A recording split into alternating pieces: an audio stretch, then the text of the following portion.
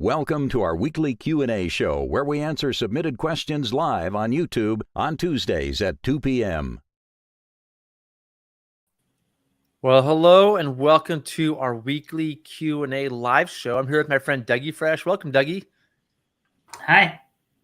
And this is something we do just to answer questions. And so I get questions throughout the week, and I just want to be able to answer them. I can't answer every email I get with like long two-paragraph long emails. And it's actually better if I can share the answers with other people instead of just like respond to one person. So the idea here is to have a nuanced discussion to answer the questions the best we can, and to bring on an expert like Dougie Fresh, who has a lot of experience in a lot of areas, especially like wilderness travel and just being awesome. And so we can have a little discussion about some of these questions. We have, I think, 4 questions today we're going to answer. And then if anybody else who's listening wants to answer questions, please do. Answer questions or ask them. So feel free to throw a question out there for us to answer. Or if you have a better answer than we have, which you probably do, feel free to chime in with the comment section and help us answer these questions the best we can. We normally do this show on Tuesdays at 2. I've been gone for the past like 3 or 4 Tuesdays. So this one's on Wednesday, but hopefully next week we get back to the Tuesday at 2 schedule. So with that, you ready to get started, Dougie? Yeah. All right. The first question is asking about dry suits. What do we like? What should we stay away from? I have a very strong opinion about this, so I'm not going to answer it. Dougie, what do you think? I mean, you're not going to love my answer, but I've only had 2 dry suits, and they're both NRS, and they've both been great. The first one I had, I've always debated about rubber versus latex.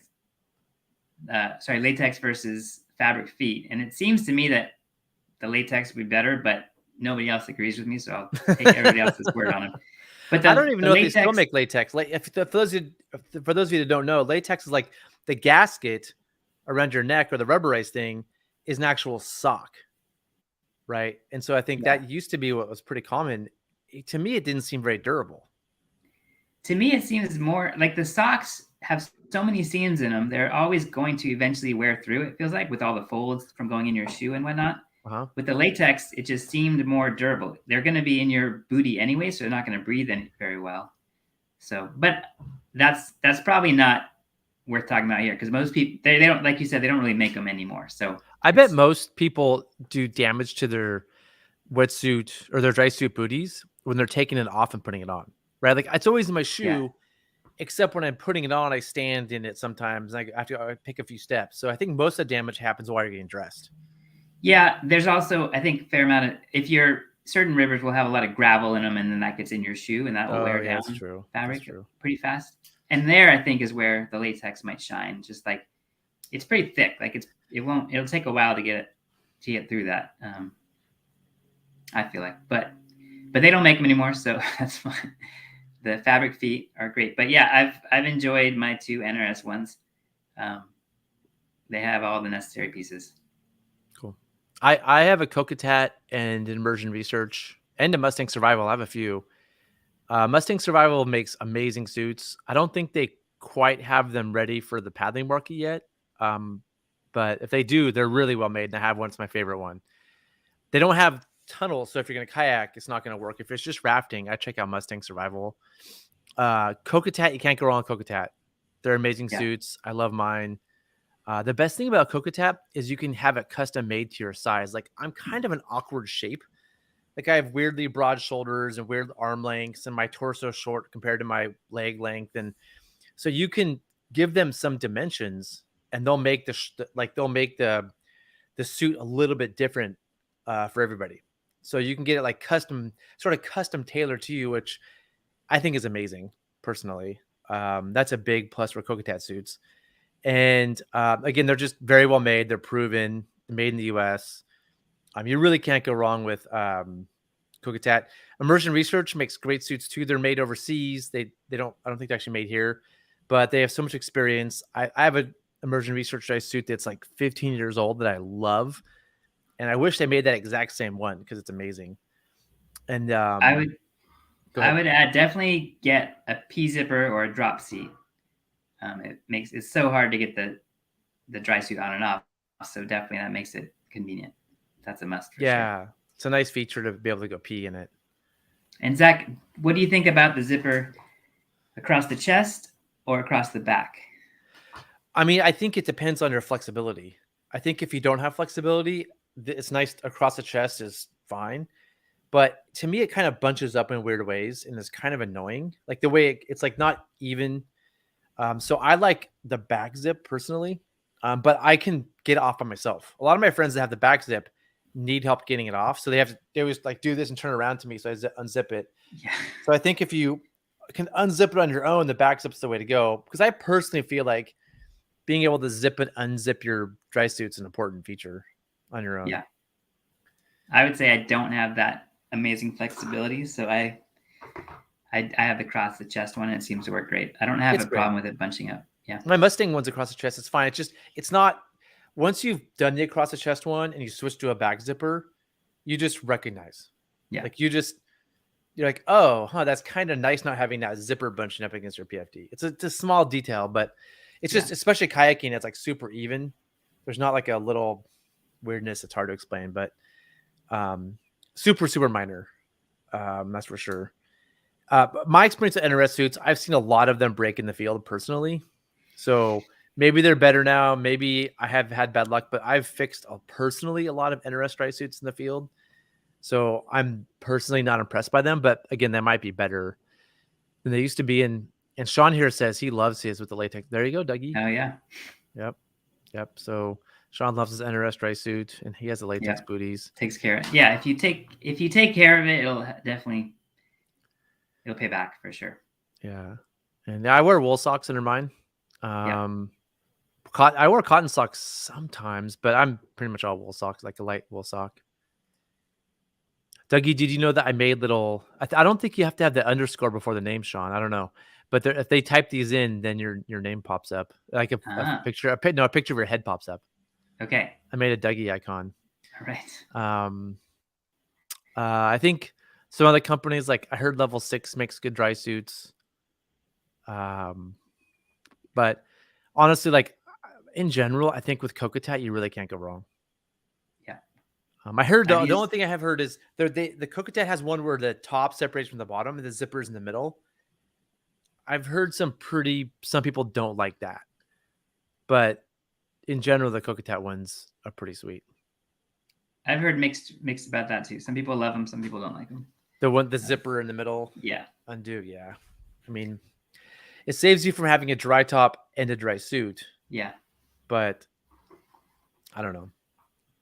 And then some people also go with the bibs with the dry top, which is good, again, if you want those two separate, or if you do sea kayaking, because that's great to kayak in a bib sometimes without the top. Mm-hmm.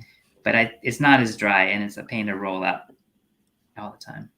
Yeah, the roll-up bibs are weird. You used to have that, right? Kayaking? Partial kayaking? I've done it for sea kayaking only. I don't think I've ever done it I think I had a dry suit by the time I got bibs for sea kayaking. Okay. Cool. Hopefully that answers that question.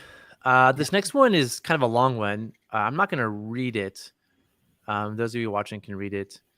But he'd like to hear more about, I'd be interested to hear more river guides talk about what I call locational safety. Okay. So this isn't an official term, I'm guessing. I've never heard of this term. Have you heard of this before, Dougie? Nope, I don't think so. It makes sense though. Yeah. So, I mean, I just read an article last night about how important it is to be able to read a paper map, which to me, Dougie, you and I both learned this in Boy Scouts. Yeah. I did a bunch of it in the Army. It seems really second nature to read a map to me, but I haven't read a map in like 10 years. As soon as GPSs were invented and my phone has a map and a GPS on it. In the backcountry, I carry a paper map just because I'm a little old school, but I never use it. I just use my phone. And the fact that it can tell you where you are on the map is priceless. That's priceless. I don't honestly know if anybody needs to read a map. And especially like on a river, you're just going one way. Unless you have to hike out for an evacuation. You're generally just... that's the time, right? Yeah. But like, I'm not going to bring a map with me kayaking. I mean, I'll bring a map if I'm kayaking the Chetco because I'm curious where I'm at, or like the Middle Fork of the Salmon or the Rogue. But I mean, those evacuations I'm probably going to do by air if I have to evacuate. I'm not going to hike out of the Middle Fork of the Salmon or the Rogue or the Chetco. But like, if I'm in my backyard doing the Hood River, I'm not going to bring a map on the Hood. Yeah, I was thinking the same. It's not a bad idea. I think it's great to know 3 evac points. Like, what are the 3 closest points to some road or some access? But I don't 3? generally do that. Well, just some number, a few period points on the trip where, okay, I know if we are in this area, this is the closest access. Mm-hmm. It's great to know some of that information going in before you even end up there, because once it's happening, if you don't have that information, you're out of luck. But commercially, we always take all that. We have that information and we have the resources. We can use this. I mean, we're trained. The thing is that when I send my guides out, they have a list of every evacuation point. Right. Exactly. I mean, so commercially, yes, but privately, when you go kayaking like Dougie on the West Fork of the Hood, when we go like in our backyard, do you know the evac points? No, I don't. I know there's that bridge, and I know where the takeout is, but that's it. It would be good. And I know we hiked into that one spot one time. I mean, I think, and the last time I did an evacuation was on the White Salmon, which was a half-day run. So that's a 2-hour run. My friend hit her head, and I felt like because of the mechanism of injury, because it was like a head hit straight down, I was like, you should probably hike out and let's get you to the ER. And so I pulled my phone out because you get service there. I saw where we were. I'm like, oh, the road's not that far away. Just go up that way and we'll meet you at this spot. Yeah. It worked great because of the phone. If I didn't have service, I'm not sure what we would have done. Right. Exactly. This question makes me think of having those resources more available and knowing a few spots for access. I think another time you'd want it is if you lost a paddle. I mean, if you don't have that spare for whatever reason, and our friend just lost his paddle, Tim, he lost his paddle and hand paddled the last bit of the river. But if he hadn't been able to do that, he would have had to hike out. Oh, Dougie, this question, I didn't even think about your recent experience on the Wilson in context of this. Do you want to give a very quick recap and then? Well, the one I was talking about was actually on the Hood with Tim. Okay. Well, he just, the basic swim. He rolled, knocked his head, and realized he didn't want to wait to roll because he was really shallow water. So he swam, lost his paddle. It was gone, and from that section out, he hand paddled, and then they did find his paddle about 5 or 6 days later. So on the Wilson, though, what does that have to do with this? Well, that definitely has to do with this because would it be nice to know your location? Nice to know your location, but also on the Wilson, we if we had known so there's one section called the Narrows, this river over by Tillamook. There's the one section called the Narrows that's just 2 rapids. And as we read through the description, it said some people put in above or below because they don't want to run that rapid. We didn't take that as, and it said above 2,000 CFS, and we were running it at 6,000 CFS. We didn't take that as seriously as we should have. And as we got there, I actually don't want to get into all of it right now, but we weren't set up well to run that rapid. And we shouldn't have gotten to a place where we had to hike around or run it. And I ended up hiking around it, which was up into the bushes or a trail or anything. So it was challenging. But for me, that was kind of along with this. Like, before you get there, if it's a new river, have those access points and really read the description on whatever website you can get, American Whitewater or whatever else, to know where those things are. Access points, big rapids, things like that. And then along with your cell phone thing, I think it's more reliable than it's ever been. They're waterproof, phones are waterproof now, or we have cases and the batteries last pretty long, but you never know. Like battery could die and then you're out of luck. I mean, the same way you could lose your map. Yeah. I don't think you need a paper map, but I think sometimes you do for sure. But on most of these rivers we're talking about right now, which are like local runs, maybe not a paper map, but definitely knowing those access points, like where creeks come in, knowing where you are in the run. Like, okay, this creek comes in, and we know that there's a bridge on the left up above that or something like that. I mean, is pretty helpful to know. I mean, that's when I look at a run with description somewhere that's remote that I haven't been. That's what I'm looking for, is like major things that I'll know how far we are down the run. Like a creek coming in is a good one. Yeah. Like, hey, and there's a river right creek that's pretty big sized. That's about halfway. That's really good knowledge for me, because then if we haven't got there and it's getting late, I'm like, oh man, we have to really pick it up. Yeah. And in rivers, it's hard to navigate because you're in such a deep canyon. You can't use the terrain association of peaks and drainages and other things you can when you're hiking. You're just in this canyon. So really, side creeks are kind of the only thing you have to navigate by. Or major rapids. Sort of like major rapids. And then maybe if you can estimate your speed and how fast you're moving down the river. But you can't, the one saying we have is the best way to know where you are is to know where you were. So if you don't know kind of how fast you're moving down the river or where that side creek is, it's kind of hard to, you don't have that mountain peak there and over there to like triangulate to where you are because you're in this deep canyon. Yeah. So you just kind of got to keep track as you go down the river, and don't forget to do that. I mean, I think if we have to do an evacuation, I just feel like in a remote canyon, it's going to be hard no matter what. And having a GPS with you, a phone or something that can help you figure out where you are the closest way out. But if it's a really remote place and you have to do an evacuation, it's probably going to end up by helicopter. I mean, you're probably not going to hike out somebody's. The only evacuation I can see where you don't is like you lose a paddle, like a kayak paddle, or you have an equipment malfunction where like you don't have a way to get down. Maybe that's it. Well, I'm more focused on like arm injuries or something. You might hike out. Yeah, that's true. Like somebody has a shoulder dislocation. Yeah. You could hike, like knowing where the trails are, if they exist, is helpful. But in my mind, what I'm really focused on is I want to know where the major parts are. If there's a portage or a really big rapid, I want to have some sort of gauge for that. Like, so I don't just happen into it. Sometimes you get into rhythm and you start going downstream and you're like, okay, well, let's just keep that running that, keep running that. But if there's a portage, I definitely want to know where that is. But you can't know where it is by just saying it's a mile 2. You have to know, like, hey, after the river takes a hard bend to the left, exactly.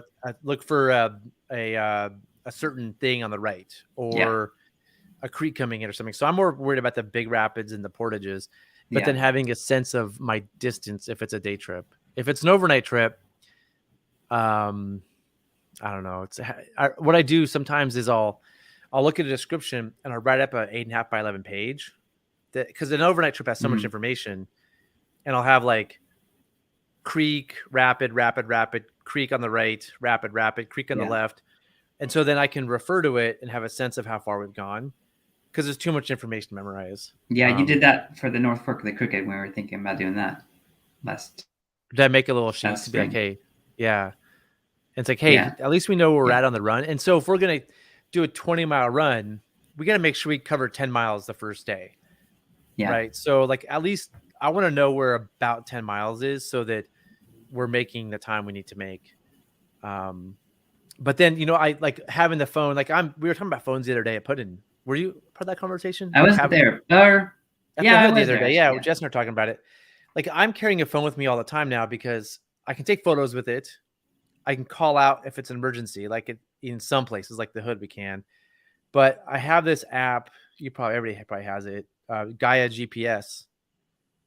And there's a comment here that some app lets you save offline maps on your phone, and this one does too. So like when we did the North Crooked, Dougie, we didn't do it because we went to put in, it was too low. But when we went to go do it, I had downloaded the whole thing on my phone so that I could have, if I'm worried, I could go, okay, well, here's where we're at. Yeah. And I could find hike out points if we were having problems. Yeah. And what do you think about your battery? What do you do to make sure your battery lasts? I turn it in airplane mode. Okay. Here, I'll show you what I do now because I depend on it so much. Oops. Hold on. Let me go back to this. I depend on it so much. I'll make myself big. I have this small battery. Yeah. That I'll just throw in. That this is like a charge and a half for a phone. If it's a longer trip, I'll bring this battery. I mean, it depends on what if a self-support kayak trip, I might just bring this or just like only turn it on. Or I might just only have it on. Yeah. When I need emergencies. Like it'll be turned off in my kayak or whatever. But I'll pull it out. But I'll have battery chargers with me. Yeah. It definitely, like you said earlier, you can't get lost on a river trip that, as long as you know where takeout is. But so that makes us rely less on maps. But man, it's nice to know. It's nice to have those maps. Definitely if you're not on a river anywhere in the backcountry, you really need to take a map. Yeah, I think backpacking, that's different. Yeah. Like I'm going to bring it. I mean, I'll bring a paper map for sure. Cause I don't want to, I also backpacking don't want to be the nerd who's like looking at my phone the whole time at an intersection. Like pulling out the big map and everybody gets around it is just a cool feel. That's why I like backpacking. But I think, go ahead, Doug. Well, in reaches, how often do you carry that? Would you carry it on the hood? I should be. I don't because my phone works. But if I remember it, I'll throw it in a bag. Okay. I like the inReach. I mean, if you have, let's say somebody drowns and you're doing CPR on them. Yeah. inReach is going to get probably the quickest. Yeah. So what about inReach and no phone? Like the small inReach that doesn't have that much capability as far as a keyboard, but not even bringing a phone. So you just have a few buttons that you can get emergency help. Well, I don't like this model inReach without the phone because it's really hard to type messages. Yeah. So to me, either a bigger inReach with a better keyboard or the smaller inReach and a phone. You can have 10 preset messages? You can, but I mean, what's going to happen when you press the emergency button is they're going to text you back and say, is this a problem?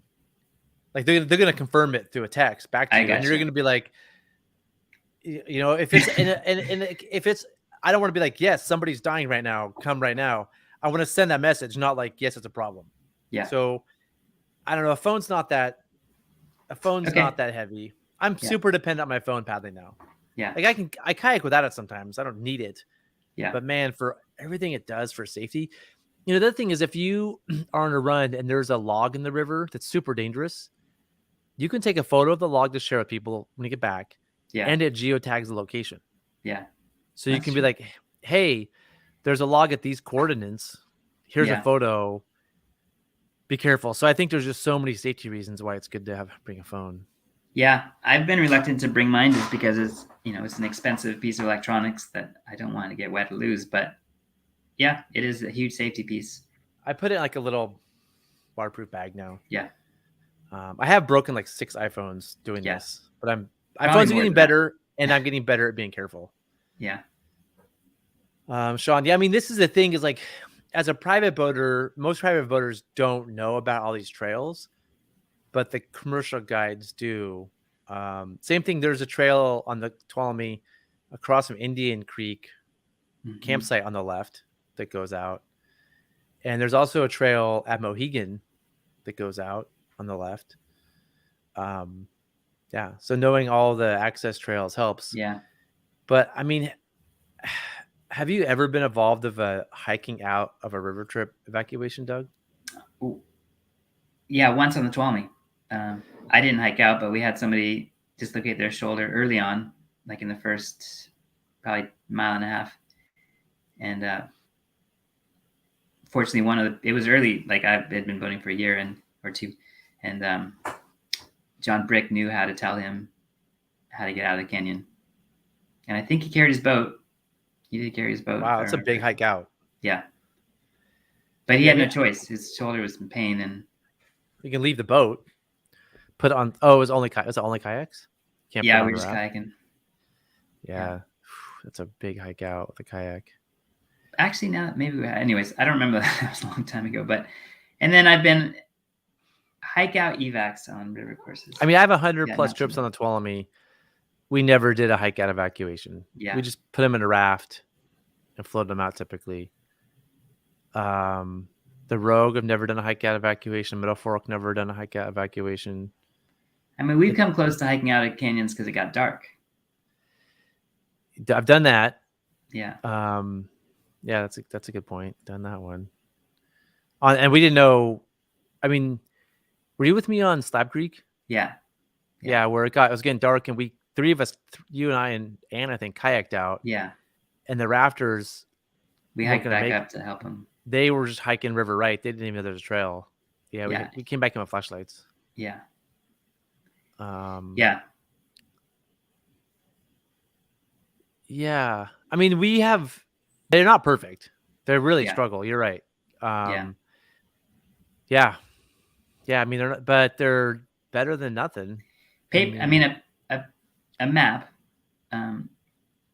If you can locate where you are, that's all the GPS does for you, is help you locate where you are. So if you can be pretty sure about your navigation skills and know where you are, then that's all you need the GPS for.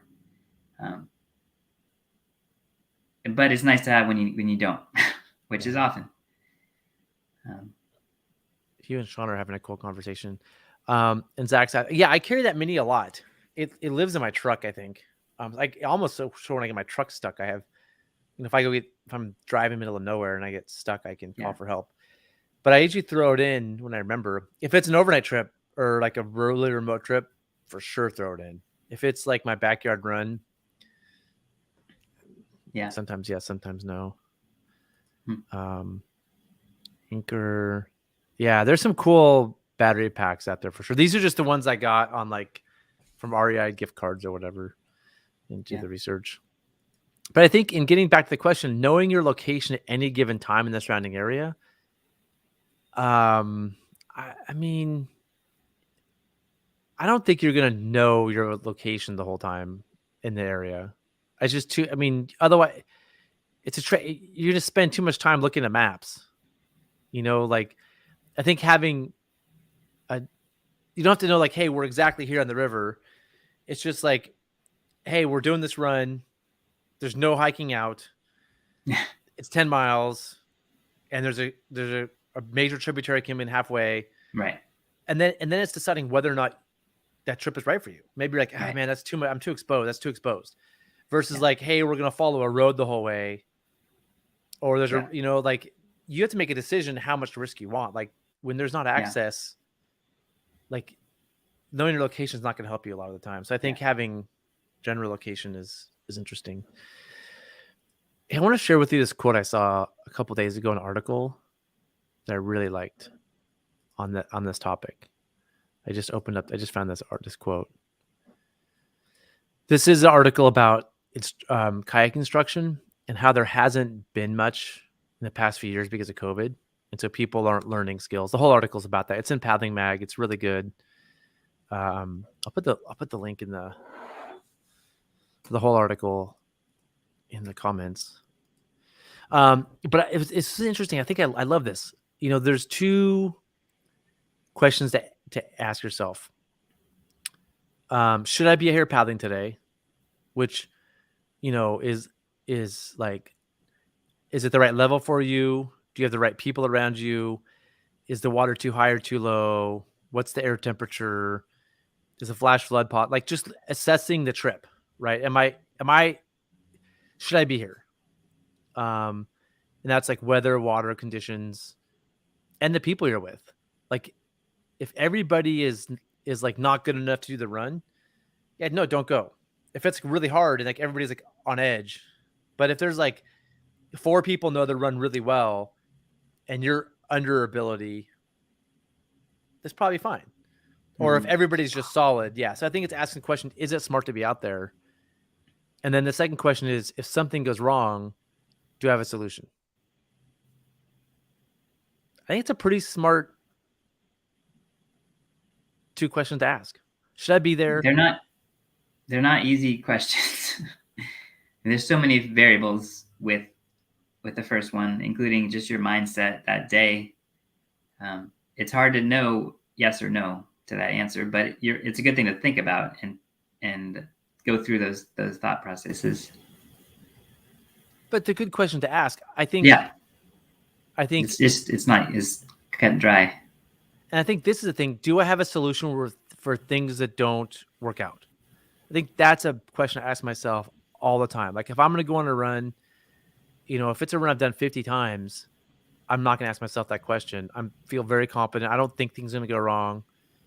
But I'll have first aid and repair, and I'll be able to deal with it. But if it's a new place for me, or I don't know how long the run is, like what happens if something goes wrong? How do we deal with it? How do we get out of this place? Or am I taking risk? Yeah. Am I going into a place where it's a high risk? I mean, I may say no. Yeah. Okay. Sorry. I really like this quote. Let's go back to the questions. Share. Yeah. There was a question in there about helicopter landing zones. Oh yeah. And I would say that there's great, you don't need that much information, like maybe a page worth, but online there's great resources, I'm sure, to get to know what you need to create a landing zone for a helicopter and to evaluate. I don't know enough to spit it off the top of my head, but there's great resources. It depends on the helicopter too. Like there's some helicopters that need a nice landing zone. Yeah. And there's some Coast Guard helicopters that will fly above you, right? Lower a diver to grab you, pull you up and fly away. Yeah. So a little bit depends on. I will say I was involved in one helicopter evac, and we used kayaks to outline the landing zone. Mm-hmm. And when they came to land, the kayaks became airborne. They're so light compared to the downwash of the propeller. So they actually just went airborne and flew away, and dangerous because they could have gotten the blades. So if you use kayaks or something like that, fill them with water, fill them with rocks, use heavy stuff because there's a lot of downdraft. I don't know what they call that, but was that Alaska, Doug? No, that was on the Green River in Utah. Huh. All right, ready to move on? Hopefully we answer that question pretty well. It's a tough question. I think it doesn't hurt to know where you're at unless you're looking at your phone and maps half the time you're out there and it gets dark. So I think, hopefully we answer that question well. All right, this guy is considering a wing and a SOTAR, and so rollability. Yeah, I mean, a wing is pretty much the same fabric as a SOTAR. I think it's a little thicker, a tiny bit thicker, so it's going to probably roll a little bit bigger than a SOTAR, maybe, but it'll probably roll the same as a SOTAR, unless you get the coating. So, like, wing has a spray-on coating over the top. That's like a urethane coating, and so, like, they only have certain base fabrics, like gray, yellow. I don't know. There's like red, blue. There's only like not even blue. It's like there's like 5 base cap fabrics. It's not like going to SOTAR where you can get a purple bow with yellow D-rings and blah, blah, blah, blah, blah. So if it's their base fabric, it should roll similar to a SOTAR. But if it has the coating, they don't roll well at all. Like they really don't want to roll.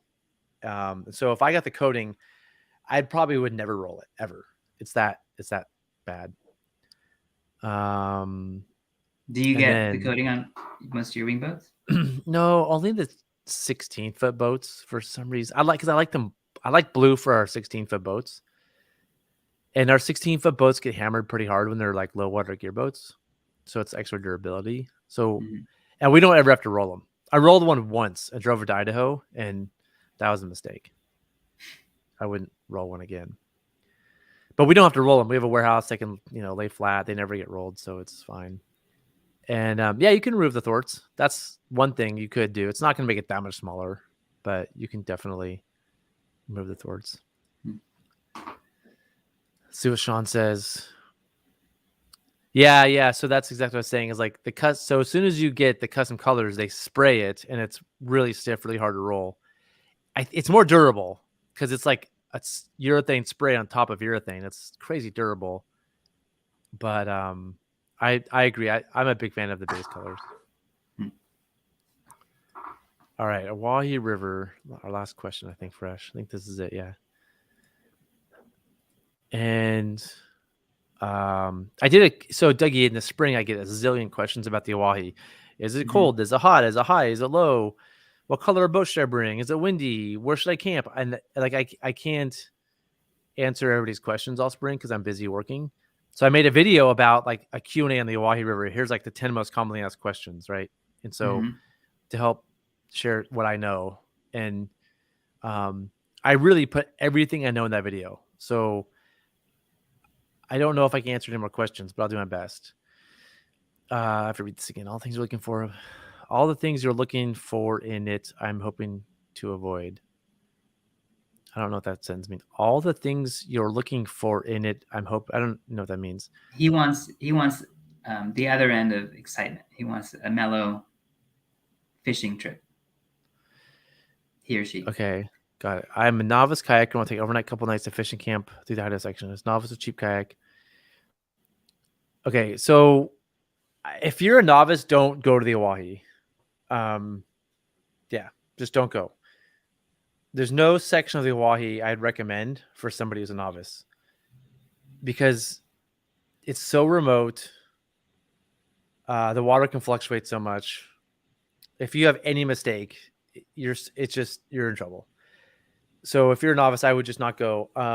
There's no real over 1 night or 2 night trip I even know of. I mean, I think they're all like 4 to 30 days long. And so if you just want to do a short trip, I don't know that exists, especially in Idaho. The Idaho sections are more remote and more or longer. So I don't think you go in Idaho. June or July, again, it's going to be too low. I mean, unless we have like the biggest snowpack in recorded history, you're not going to be able to go in June or July. So, and then, all he really wants to know is where's the place to put in and take out and any places to avoid that would be dangerous for a rookie in kayak. I mean, to be very frank, if you're asking this question, you definitely shouldn't be going. As a rookie in a kayak, again, like there's a lot of dangerous spots. I mean, theoretically, every part of any river is dangerous. And the put-ins and takeouts, there's a BLM map you can find. If you Google just Google Owyhee River map, and you'll find the BLM map. Yeah, hopefully that helps. But if you're a novice boater, it's probably not the right trip for you. What do you think, Doug? Am I being too harsh? I've never done the Owyhee, so I don't know. But I mean, based on your description and any other river, yeah, it sounds like it's remote, and that in itself is a reason to have your skills up a little bit before you head over there. Yeah. Yep. The Owyhee is. The weather is completely unpredictable. The water flows are. I've tried to predict them in the past. I can't figure them out. It can be high, it can be low, and again in June and July it's just super low. So, yeah, that's all I can say is if you're a rookie, you need to get a lot of experience and take classes and stuff to get better. Okay, Freshie, here's a question somebody asked. I am new. I want to ducky this winter. What should I wear? I think WAR, he means WEAR. Yeah. Like where? I mean, ducking in the winter, you're going to be, depending on where you are, you need a dry suit, I would say. I mean, I guess we used to kayak in wetsuits. Wetsuits and splash jackets or dry tops. But we were in kayaks, which is a lot warmer than a ducky. Mm-hmm. And you don't ideally swim quite as much potentially, but yeah, I mean, dry suit's the way to go. If you don't, then a wetsuit with probably splash pants or rain pants to keep the wind off. But fairly snug so they don't fill with water. And splash jacket, dry top with lots of fleece and neoprene layers. And skull cap, pogies. Skull. Aaron and I got in an argument about skull caps the other day. I was telling him how nerdy they are. You don't need a skull cap.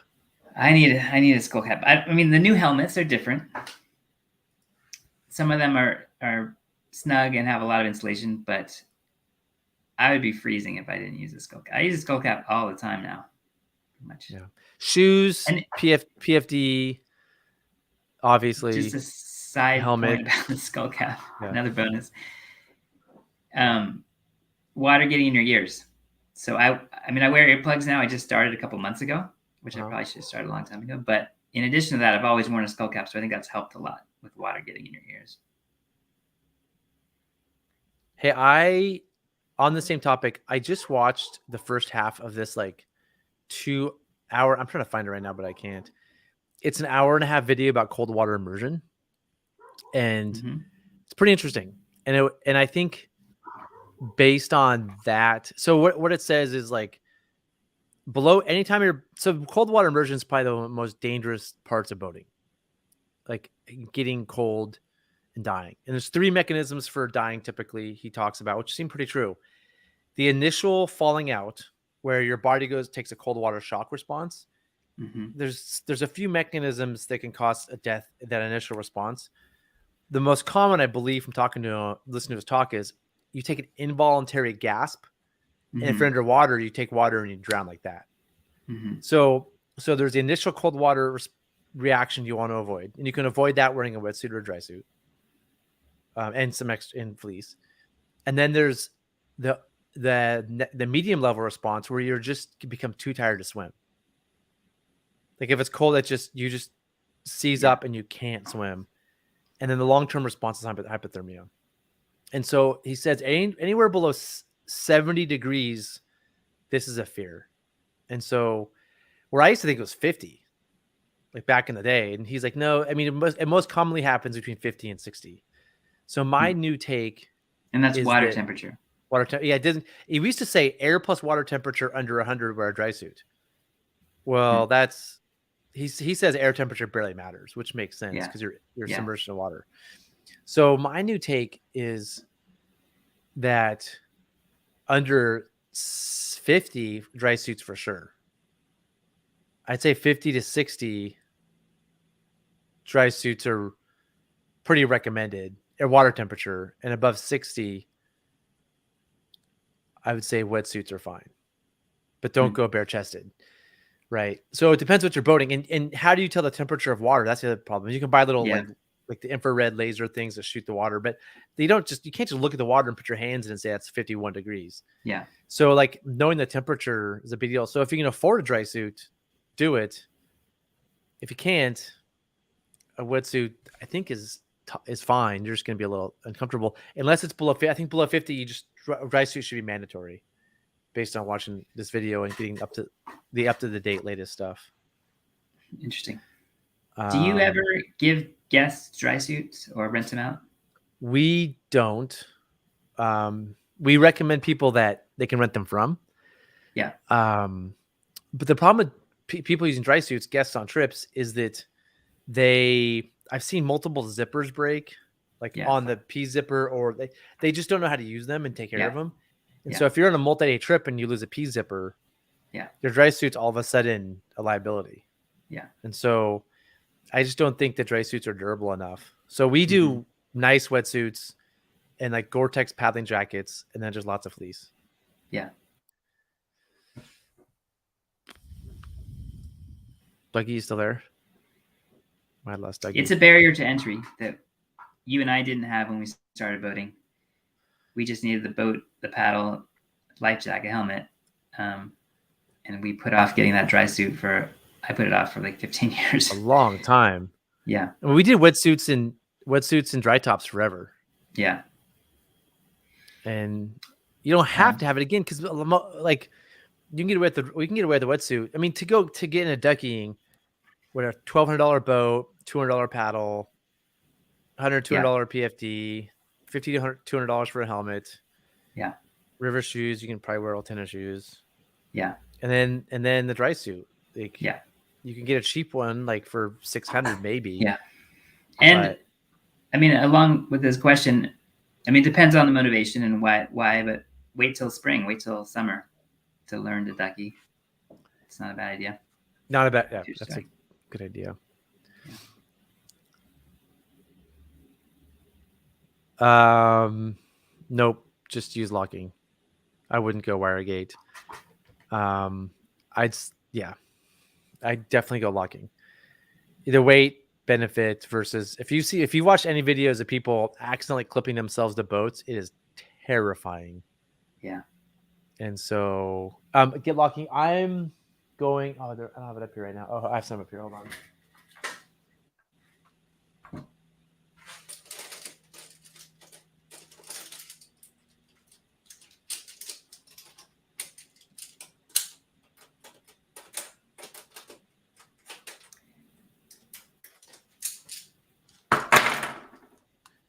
Sorry about that.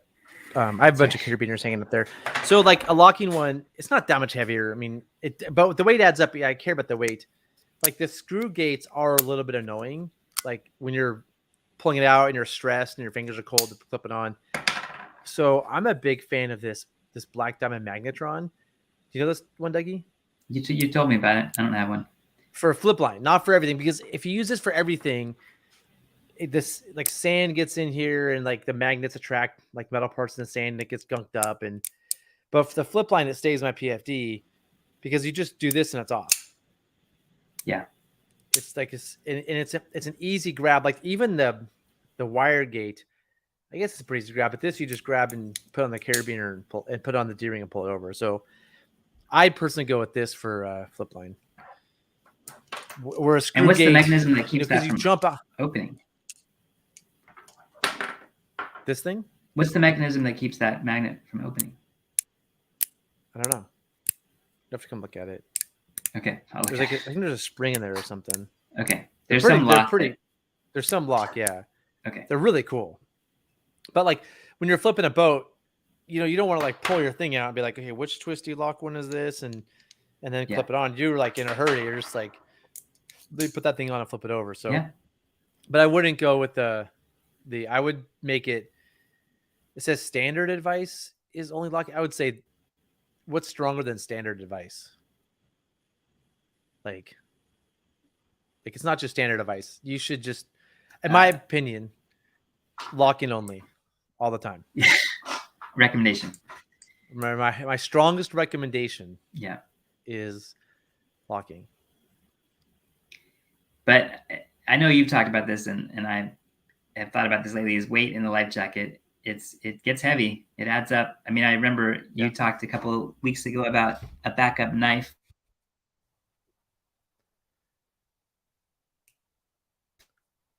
Dougie, I think I'm losing you here.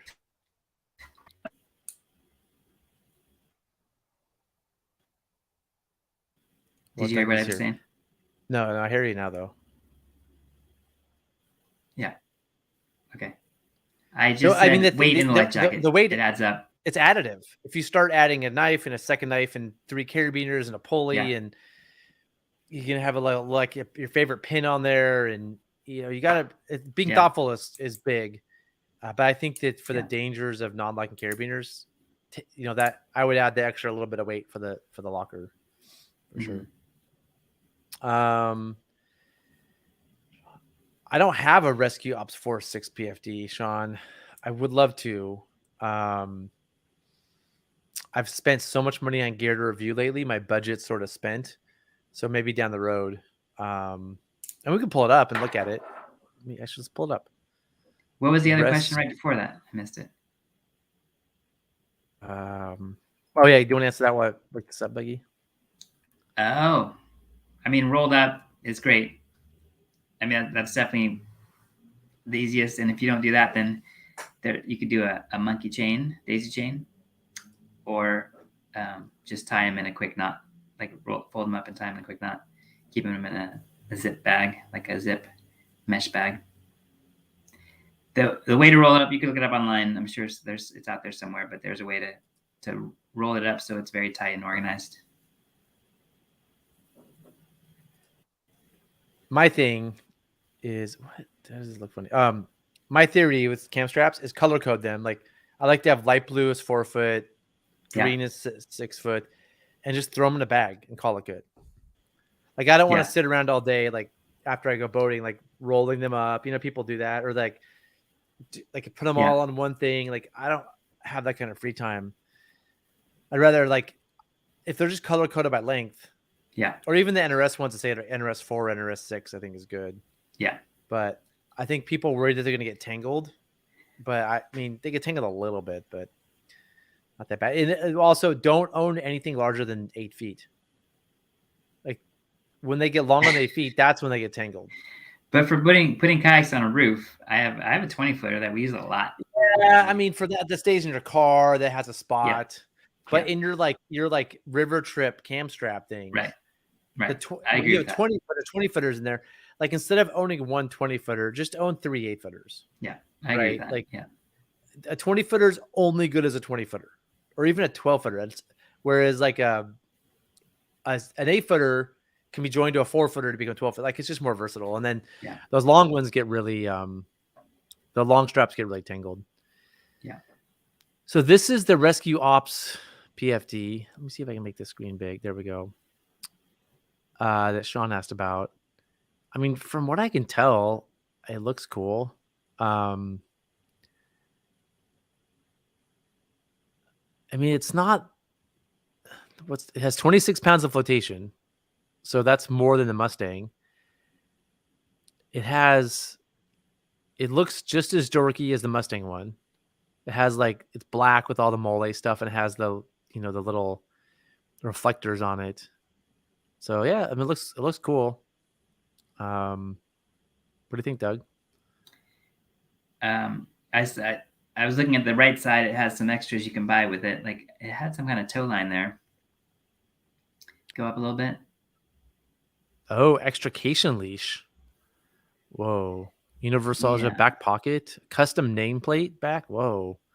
And a swim harness. This is kind of cool because I think some people that are a little heavy, PFDs don't stay on their body, where this is kind of a comfortable way to keep, and it's built into the PFD. So, I mean, if you're pear shaped or like 220 plus,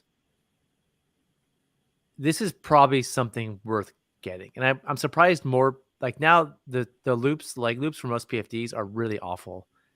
This is a nice leg loop. So I've never seen a leg loop for PFD. I've seen just the strap that goes between your legs. Is that what you're talking about? Yeah, there's like a strap that they're really cheap, just like they stay, so it keeps the PFD on. But if you're pear shaped or really big, your PFD could likely come off, which is dangerous. And so these are kind of a big deal. That's kind of cool that they have nice ones. It says they went up to 5XL down there on the sizing. On the PFD or on the leg loops? Yeah. It was, they're 2X. Custom 3XL to 5XL. Yeah. Yeah. I mean, it's not a bad idea in general. Like, leg loop, this is not a bad idea because you don't want your PFD to come off if you swim, or if somebody pulls you in by the PFD, you don't want it to come over your head. So, like, it's not bad, but in my experience, like, PFDs are more likely to come off people that are, a little overweight, and especially there's a certain shape where they are more likely to come off. So hopefully that's what you were looking for, Sean. Again, if I love to buy, I've been buying a lot of gear to review lately. I'm not sure I'm going to buy this one, but it looks cool. I love it that it has, if it was me too, I would, well, here's 2 issues. This is the same thing Mustang has. I don't think most of us need this rescue harness. I think it's overkill for most people, unless you're a super rescue squirrel, but you can probably take it off. And then I wish these zippers zipped, let's see, the other way. Like, the zipper pull is at the bottom, because what's going to happen when the zipper is at the top of a pocket is you're going to hit it with your hand, or gravity is going to knock it down and open the pocket. Where if you have to zip it up to open it, it's less likely to open on its own. So I wish they reversed the zippers on it. So hopefully that helps. It does have nice big pockets. It has nice big pockets. Yeah, it's sweet. It says 6 force on it. That looks cool. I do like the front zip as far as getting it on and off. I'm a fan of that. Man, lots of questions. This is fun. Does it matter if I roll my boat for winter storage while it's still wet from cleaning it, or should let it dry? Yeah, depends on the fabric a little bit, but let that thing dry. You do not want. I've seen a lot of boats get unrolled that are moldy. You don't want that. Yeah, that's hard to do in the winter. Yeah, Doug, you have that same problem.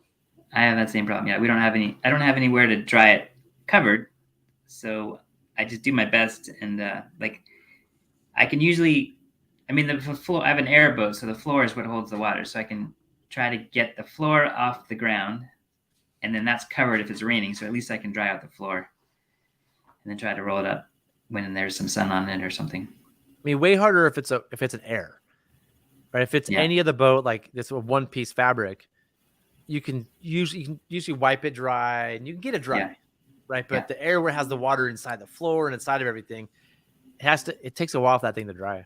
Yeah, they say 24 hours. They say put it on an edge for 24 hours, at least. Air says that, but that's not always possible. Yeah. I think they say do it the way that you said, so it's long way up and down. So that means you have to balance it against something really tall. Yeah. I think you could do it on the side too. It's got drains on the side, but they're not as close to the edge, so it'll keep a little water in there. Yeah.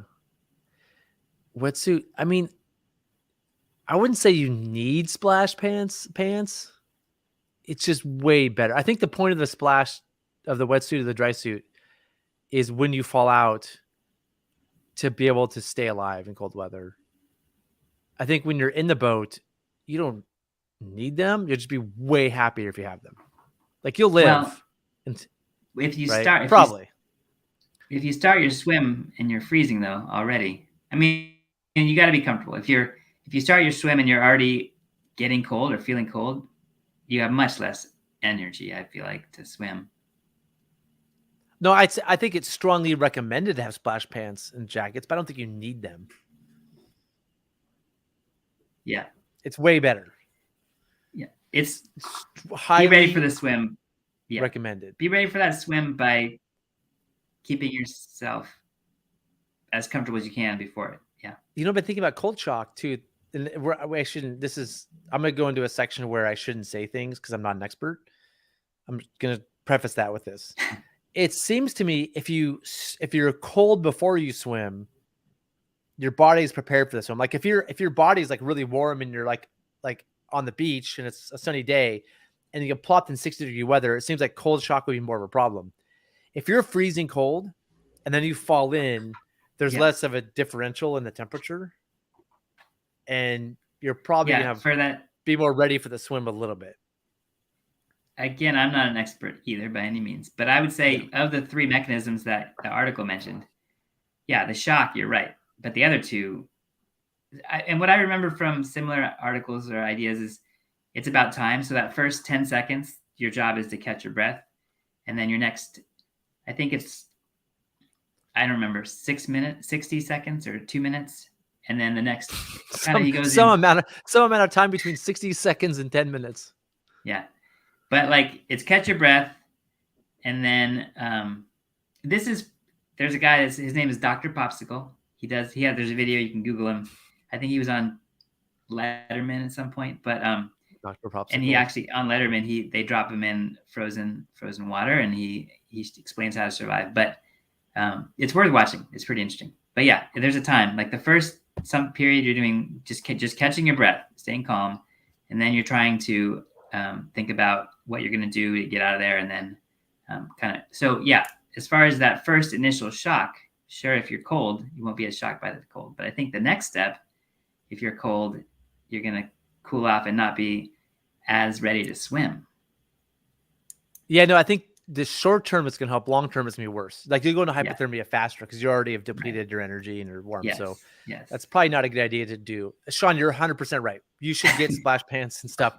I just don't think you have to have it. I think you have to have a dry suit or wetsuit. The other stuff you don't have to have. It's just way, way, way better. Yeah, I agree.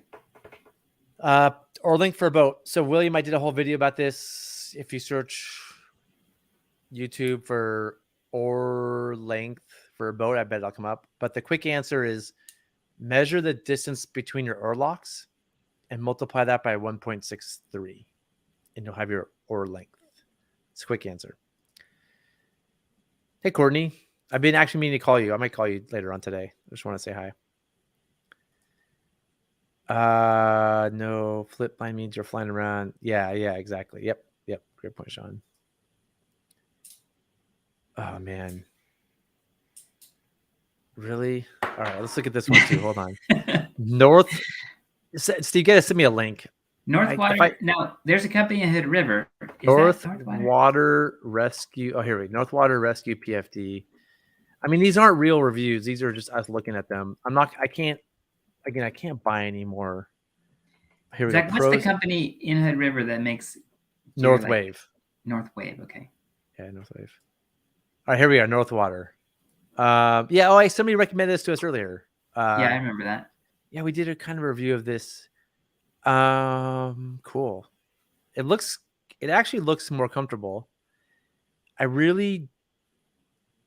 Standard PFD. Let's look at the standard PFD. I really don't like this built-in tether thing because I think most people don't need this. It's not there's not a rash of people dying because there's not somebody with a tether thing strapped to their PFD to save the day. This is like a military uniform. People when you ever think about Napoleon, like go into let's say Napoleon conquers Russia, right? And he comes back and there's some big parade for Napoleon in France. I don't know if Napoleon had parades. This is a bad example. Let's pick somebody else. Just some military person who wins a war. They come back and they have all their medals and their like saber their decorative saber and just all the things on their uniforms that are like, oh, that guy's a general. I feel like a lot of river people like to be like that. They like to have all their attachments that are decorative. And to me, that thing is a decorative attachment to make you look cool. Same thing with the rescue harness and like big river daggers on their outside their PFD. So like, I don't know. And that's a long way of saying, I think that thing is kind of silly. But it's meant for maybe a fireman, firefighter. Yeah. I think so. And I'm not sure how firemen use that either. Personally, I don't know. Well, that's right. But it's meant for somebody it's got a lot of flotation. Jeez.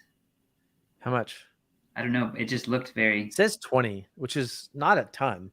No, you're right. The shoulders. This is also a non-locking carabiner that they show there. So that's a great place to clip yourself onto a boat. That one's a non-locking carabiner too. I've never seen this used. I don't know what this is for. Oh, you know what this is for? Like if you're gonna go on rope to jump in the river and save somebody, is so that you can attach yourself to that rope. Yeah. My theory is that because a lot of raft guides wear that because like, oh, I can attach my little loop-de-doo thing to a rope and jump in the river and save the day, which is not a commonly done thing. So I don't want to make it seem like people do this on a regular basis. But I feel like anytime you're jumping in the river with a rope attached to you, you have a friend or two on shore that are holding the rope. And they can attach that to your PFD. Like you don't have to go, hey, I got this. Be like, hey, Dougie, will you just clip on before I jump in? Yeah. Because you have to have friends there. So anyway, now that makes me think of something else. If you have this or like a kayak tow tether, it makes sense to tie into that D-ring, straight to the D-ring if you're getting a dropped in live bait. But you probably should take off your tow tether because that's one more piece. If you release your harness, that ring is still attached to your tow tether, which is buttoned to your life jacket somewhere. Well, you take it off of the front. Like this thing is already attached. Like this isn't showing it. It should be. It's not. It's already attached to the ring. Right. In the back. No, I know. So you can just clip your thing into the rope. Yeah. Okay. You can clip it in. Anytime you're working with ropes, the fewer pieces in the system, the better. So maybe just tie into that G-ring directly and don't use your tow tether. That's what I think. And but then take off the tow tether. Make sure it's not attached to the D-ring because that's one more piece dangling in the water. But no, I think that's the point of this whole thing is so that they can attach themselves to a rope through this. No, I agree with you. But I think what happens with rescue people, especially rescue people are like Napoleon. They got to have their like thing over their shoulder and their like belt and their like saber and all the things and their medals hanging off. That's why there's all this molly stuff, so they can hang off walkie-talkies and all I mean, kinds you're of right, but things. also that's their job, and I don't know enough about their job to say that, I guess. I mean, I don't either, so I shouldn't be saying anything. But my point goes to like, this is designed for that world where they're on shore with walkie-talkies and things. So when we look at applying this to rafting, do we really need all the accessories here? So anyway, a couple things I like about this is it's 20 pounds of flotation. Not as good as the other ones that are 25, 26. It looks comfortable, front zip. The whole thing is red. It's not just like a little bit of red and like reflective things, which I think are kind of weird. Those pockets though look like they're Velcro pockets, and that's just not going to work. Right? I can't tell. There's a Velcro there, but it might be for a label. Yeah, maybe, but I don't see how that zippers. I think these pockets might be just like Velcro pockets. That's why it's hard to do reviews without seeing in person. Yeah. And the other one, because it had that tether thing through the legs, the leg loops, I think that's super smart for a lot of people. And so this one doesn't look like, I don't see that option. Yeah. And also, like, this is just a little thing. Never mind. I'm wrong. I saw something, but I thought I saw a typo, but I didn't. Okay, enough of that. We've gone on too far. I probably said a lot of stupid things that offended a lot of people. Oh, that makes sense now. I didn't realize you needed to remember to lock them before putting them away too. Yeah. I think that's the carabiner tether, probably. Yeah, no, the locking is accidental. Like when you're clipping onto even something. When you're wearing it and you're not using it. Yeah. Yeah, or just a lot of things. Like, I think honestly, in the 3-to-1, this is against what everybody is going to teach you. I don't see why you need locking carabiners on a 3-to-1. Personally, like, the reason we use locking carabiners when we climb is if there's a shock load and it opens the gate and you fall and die. Right. But when you're doing a 3-to-1, shock loads like that don't happen. And if it comes undone, there's not somebody hanging there open that's going to die. So, like, while you're using them for rescue or like hauling things, I don't see the value of locking carabiners there personally. I'm sure there's a slight value. It's better than not having it. Where the worry is the accidentally getting clipped into something. And there's enough examples of it. And there's videos of it online of people accidentally clipping themselves in the boat that are terrifying. Is this another one? Rescue Ops on Canyon Night. That's the one you looked at, I think. Okay, cool. The second one? The first one you looked at before this one. Yeah. Yeah. Yep. Shoulder strap. Yeah, that's a big thing too, is shoulder strap adjust. Aaron's big into that. It's like being able to tighten the shoulders so they can raise or lower it. Yeah, the rescue. I think that all these rescue boot belts can be removed. Sweet. Thanks, Sean. Rolled straps seem to be coming to a knot. Doubled over daisy chain can be piled in every single doubled over daisy chain.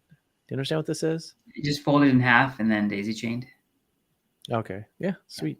Thanks, Captain Ron. I think that's what it means. I think this goes back to the leg loops being an entrapment hazard. I think that's boop boom up. I think, yeah, they could be. They definitely could be. I think it's a trade-off. Like, have you ever seen somebody wearing a PFD where you're like, damn, that thing is barely staying on?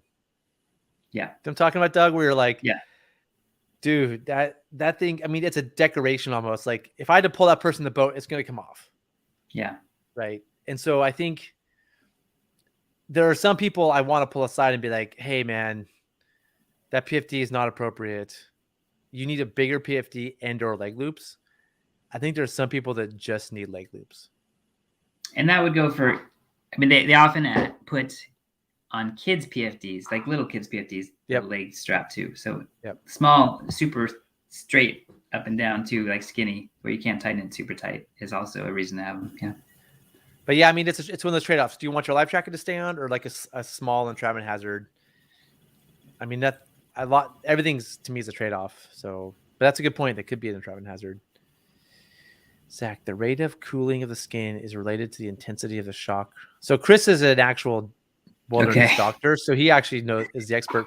Although I don't understand what he's saying here. The rate of cooling of the skin is related. So the skin is, I mean, I've heard this before. The skin is what feels cold. Your body's not really cold your body temperature doesn't change that fast. So when you get a cold shock, it's the skin that cools off. And I think he's saying, yeah, your skin's hot. Here's another comment from Chris. Okay. Repeated exposure to cold water actually makes the intensity less over time, so you can actually train for it.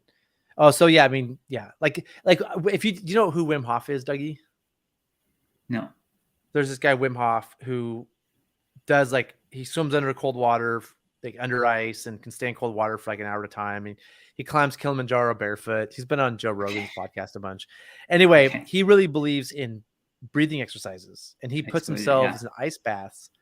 And this thing called the Wim Hof method is where you sit in an ice bath and do these really deep breaths. I have heard of that before, yeah. And so I think it's something you certainly can practice for. And it's something, because you and I are out paddling quite a bit in cold water, we're probably somewhat trained to. But if somebody who never paddles cold water is exposed to 65-degree water, we would think it's not dangerous because we're used to it, where that person can be very dangerous. Yeah. So, I mean, I think there's a exposure thing. But getting back to this, sorry, I got a tangent because I saw that comment. So yeah, if your skin's hot, I mean, that's free, like in the Grand Canyon. The rate, I mean, that's the same thing. The rate of how an ice cube melt is related to the intensity of the heat shock, right? It's the same thing. Like the bigger the delta, the faster it's gonna happen. So the question is, if your skin's already cold. So that's my thing is if your skin's already cold and you fall into cold water, you might be safer because there's not going to be a quick shock. That first initial shock, which is deadly. Well, okay. Yeah, you're right. I mean, if you get a breath of water, yeah. So my point would be if your big worry is that an initial shock and you think you can get rescued within a few minutes, pretty quickly, it might be better to start cold. So we're debating whether to have splash pants over your wetsuit, right? Well, I'm going to say if you have the splash pants, wear them because it'd be more comfortable. Okay. But they may be slightly more dangerous because they warm you up a little bit, and then the delta's larger. I mean, this is all theoretical stuff we shouldn't be talking about because we're not doctors. Yeah. Of the three, of the three options, that first shock of getting cold water absolutely is dangerous. I don't know that much about that one, but I'd still want to be warmer so that when I'm in the water, I've got some reserves of energy to use. Depending on where you're at. If it's the Grand Canyon and I'm right there, I can pull you in. You're more worried about the cold shock. If we're paddling the hood and you might swim for 5 minutes because it's high water or whatever, it's continuous. Yeah. All right. I think pocket zipper starting at the top keeps things from falling out. Pocket zippers. Oh, I see. Because they might come up and they might fall at the bottom. That's interesting. That's what he's saying. So if it's at the bottom and it comes up a little bit, your keys will fall out. Yeah. That's a good point. Maybe I'm wrong. I am wrong. I'm always wrong.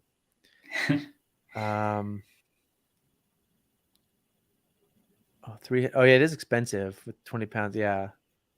Where's flotation spelled wrong? I think it's covered up by the message right there. Okay, yeah. I thought I saw a typo. It's funny. Under the colors. Oh, yeah. Float. I mean, this came up. Where is it? Do you see? Oh, flotation. Is that spelled right? I can't tell. Maybe that's how they spell it in Canada. Okay. But I think about cost of equipment really quick. Because somebody got on a talk about there's this ice crevasse 3-to-1 system, Dougie. Okay. That Aaron and I talked about on the last show where it's a pre-built 3-to-1 in a bag. And somebody was really upset. Mountaineering? It's built for mountaineering ice crevasse, but people are thinking about using it for water rescue, which I think is a terrible idea. But somebody was really upset at the price. And I mean, my take is that's what it costs to make good stuff. Yeah. I don't think these prices are outrageous. I mean, if you want something that's well conceived and well made, it's going to be expensive. And when we get so focused on making things cheap, that's how we get bad stuff, right? Everybody wants Astral to make like the ultimate rafting PFD. Like, oh, I wish Astro would make a 22-pound super comfortable PFD. Well, the problem is they'll probably only sell 100. And so they'll lose a bunch of money doing it. And to make that PFD that's like perfect and high quality, it would probably cost like $400 to $500 per PFD. Which people will be like, that's outrageous. How dare you? But a PFD is a big deal. And maybe it's worth $400 or $500. Right? Like, or like the ultimate crevasse rescue thing. I mean, don't buy it, because if you think it's outrageous, don't buy it. But like, they're allowed to charge that, because these things, to make these things, it's just really expensive, and things are not getting cheaper. I doubt Northwater water safety is somebody who's out there on a yacht hanging out with LeBron James. Like, I think as a business owner, I understand the pressures of price, and the reason we're not getting the products we want is because we're so price sensitive. Sorry, that's a lower side rant. Sorry, Blue Puma. I didn't mean to go on a rant like that. I'm just in a mood. What do you think, Doug? I mean, that's hard for me. I'm pretty frugal, but I agree with you. Like, it's worth paying more for good stuff that's going to last, and then maybe taking care of it and repairing it as much as you can. But yeah, it's worth paying more for. And nowadays, I think about buying local more too, like shop in town if I can. Stuff I don't see made in Canada. So yeah, that's the thing, is like, it's made in Canada. Like, somebody has health insurance, probably have dental. They might even have retirement. The person who sewed that thing might even have a retirement. Everybody in Canada has health insurance. That's right. Yeah, well, there you go. But I think he paid more taxes on that, so that, like, to pay taxes. Where, I mean, it's just, that's what it costs to have. And they're not selling. If this was made for rafting, they wouldn't sell many, because there aren't enough rafters to justify all the certifications for this PFD. Now, I think the point Blue Puma's making is that fire department, and that's the thing, is they're selling these to fire departments. Fire departments are buying these 20 at a time, just grabbing them. 352 butts. Yeah, I already had this rant about the price. It's expensive, but I mean, it's a PFD. I think Chad's saying, based on what we talked about, there's some flaws in the design that. Oh yeah. Okay, sorry, we're getting behind the comments. The Leghorn. Yeah. That's. I've been there a couple times. You don't want to have to hold the guy's hand while they're in the water, and yeah, you want that PFD to stay on. Yeah. And it's not. And the thing is, it's not an easy discussion to have with somebody like who's a friend. But hey, dude, like, you have to step into leg loops. Here's why. Like, it's unfortunately, like, I'm not going to go up to a friend and be like, hey, I mean, maybe I'm getting there. So pretty soon, Doug, you're going to have to say, hey, Zach, it's time you wore the leg loops. I'm not that far away. But I think, yeah, it's a tough one. Yeah, I'm trying to get into it. Oh, here we go. We have there's a lot of comments. Wow. I can't imagine getting in an ice bath for, I think, I don't know how long it is. 10 minutes. Starts with maybe you start with like a minute and go up from there. I'm not sure. On the Middle Fork this summer, Kevin and I would do. The Middle Fork's not that cold, but it's cold. Kevin and I would go in for like 10 minutes and do this. We'd breathe. It's pretty cool. I'm not getting into it, but yeah, you can work up to it. Peter, I mean, this is the problem, and we've talked to a lot of people about this. Keeps coming up over and over and over. I mean, every high flow PFD makes you look like a nerd, and they typically have terrible pockets. And so, terrible pockets? Is that what you said? Yeah, they never have good pockets. Like the Mustang one I have right there behind me. I've done some. I'm going to do a review of it soon. It has good sized pockets. Are pretty accessible. They're not perfect, but most of them have just like really weird pockets or Velcro pockets or something crappy. I mean, and a friend of mine the other day I paddled with was like, hey, we were trying to get Astral. He's like, we're trying to bug Astral to make a better high flow PFD. And there's MTI used to make some really cool ones, and Stolquist made the Big Eddy. They stopped making it because they weren't selling any. and MTI got bought by Mustang. So is Extra Sport still around? Not really. Nope. The best one, my favorite one was for a while was the Stolquist Big Eddy, but they just weren't selling them. Yeah. So it's tough. So I'm pushing Mustang to do it, but I mean, minimum 3 or 4 years away if they even do it. Rescue ops leg loops are different. Yeah, I'm sure some are good, some are bad. And I wonder if people are pushing Kokatat the same way. Do you think? I doubt it, because Kokatat's mainly kayaking. Yeah, they're more about kayaking, but who knows? Maybe they are. It'd be cool if Astral made a cool Raptor PFD with flotation. Yeah, I mean, Chris, but you're not gonna you don't know when you're gonna swim, so you can't just hey, I'm about to swim, splash my face.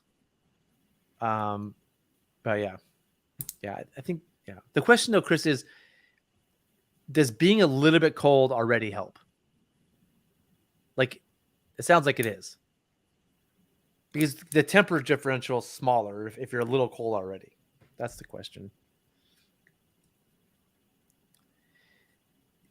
The MTI Atlas is one of my favorite high, but I think they stopped making it. They're out of them.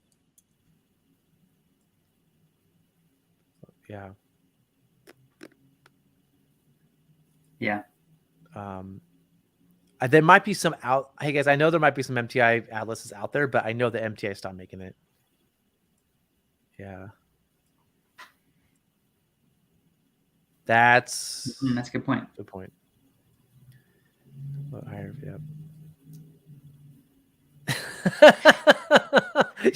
I mean, all you really do need is one leg loop, right? Well, I mean, what about the strap? Just one strap between your legs. One leg loop. Well, no, just the crotch strap. Just one front to back strap. You remember how Rory used to wear that one? Oh, yeah. Starts in the front, ends in the very back. Yeah. Yeah. That seems like it would hurt for some reason. I mean, they used them, and they were sold, and they were used by all those folks. Yeah. And I think it doesn't have to be tight all the time. It just can't stretch. If it's not tight, then it's an entrapment hazard. Well, it's got to be snug, but it doesn't have to be.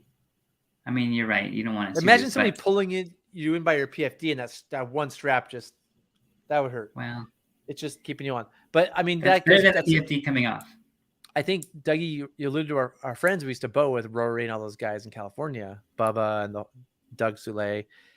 This big crew we used to bow with in California, they all had those big high flow Extra Sport PFDs that back in the day were what all the cool people wore. Yeah. And but they're bulky. It's a big PFD. It's really hard. I wouldn't want to wear it now. It's after wearing nice Astral vest for so many years.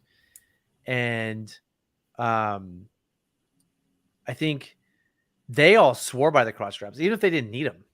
Even the stick shape people wore crotch straps, because I think there was an example of somebody pulling a PFD off somebody, or they were all if you're gonna run class 5, you're gonna wear a crotch strap. That's just how it goes. And I think there was definitely somebody went through a swim and it came off during their swim. I remember that situation. Not from getting pulled out of the water, but just during the swim. PFD came off in the swim. Yeah. Huh. Yeah, that's smart, Sean. Yeah. That's smart. Yeah, I think with kids it's hard because a lot of them are small, and the PFDs don't. I mean, I think there's not good kid PFDs. Yeah. And so it's really hard to get a kid PFD tight.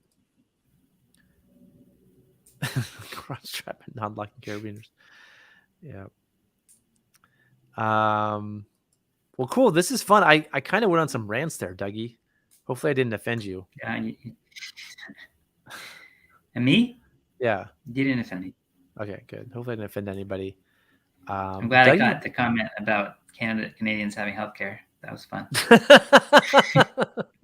But they pay for it in taxes, though. It's still not free. It's still not free. But let's not turn this into a political debate. We're gonna get going all night. But thanks for everybody for asking questions. This is a show we try to do on Tuesdays at 2. We missed this Tuesday. So we did Wednesday, but we'll try to do Tuesdays at 2. That's a Q&A where if you ask questions during the week, we will answer them. But also like this, if we just want to have a conversation or there's more questions to answer, I'd be happy to do more shows. Look at that, Dougie. A Dougie request. Thanks, Chad. Dougie, you should come over and do an episode of Gear Garage today. What are you doing this afternoon? I'm making dinner later. I don't know what time it is. Okay, well, maybe if you get motivated, come on over and we'll do it. We should do a full-on just Dougie episode. You got a Chad request. Okay. I'll think of some gear. Dougie, so you have to see this. We don't see it on our software, but this should show a picture of your face 3 times. Okay. I'll check it out. I'll look at the live stream. YouTube, yeah. Yeah. Well, thanks everybody for joining. Thanks, Dougie, for taking your time to hang out today. Yeah. And we have the live show Friday at 2, so we'll see a lot of you there. And I'm gonna try to do the ending thing here.